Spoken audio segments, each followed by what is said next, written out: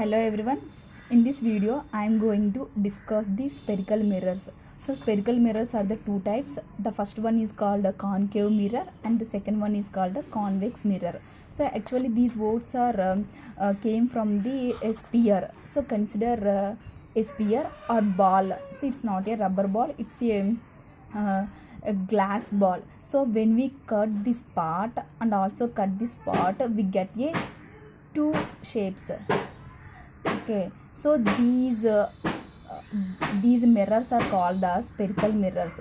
So this one is called the convex mirror and this one is called the concave mirror. So concave mirror also known as a converging mirror and a convex mirror also known as a diverging mirror. So certain terms are related to the spherical mirrors. So these points are very important for the spherical mirrors.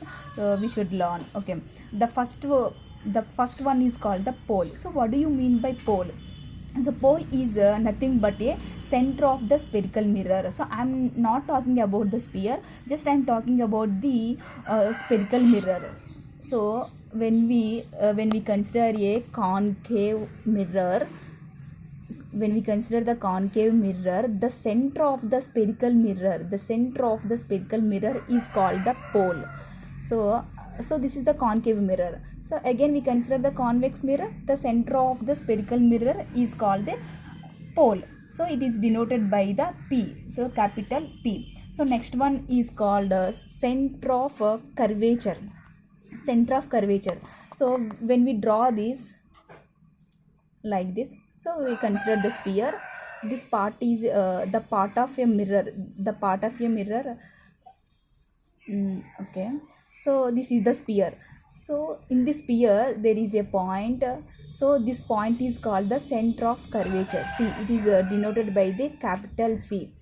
Next, radius of curvature.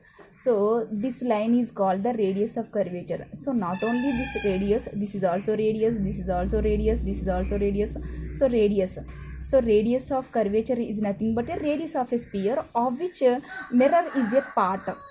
Center of curvature is nothing but a center of a sphere of which the mirror is a part. Okay, next one is called the principal axis.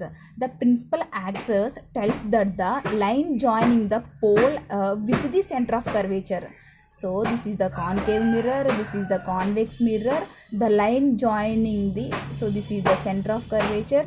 The line joining the pole with the center of curvature is called the principal axis. This line denotes the principal axis.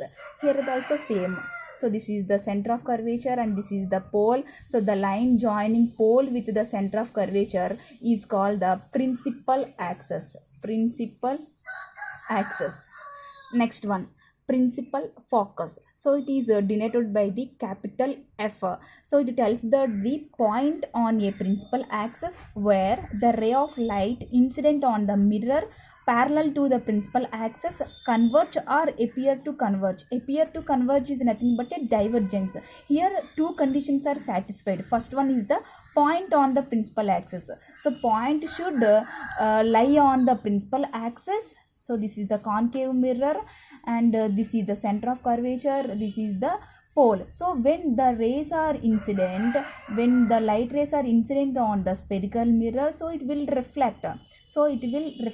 Again consider the another ray, so it will reflect. So these rays are parallel to the principal axis, right? So first one is the point should on the principal axis and the rays are incident on the spherical mirror. These rays are parallel to the principal axis.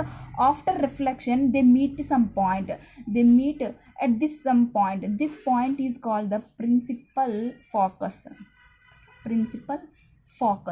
So principal focus. Next one is called next one is a focal length. So the focal length tells that the distance between the principal focus and pole is called the focal length. So it is denoted by the small f. The distance between the so this is the center of curvature, this is the focal length, this is the pole. So the distance between the focal length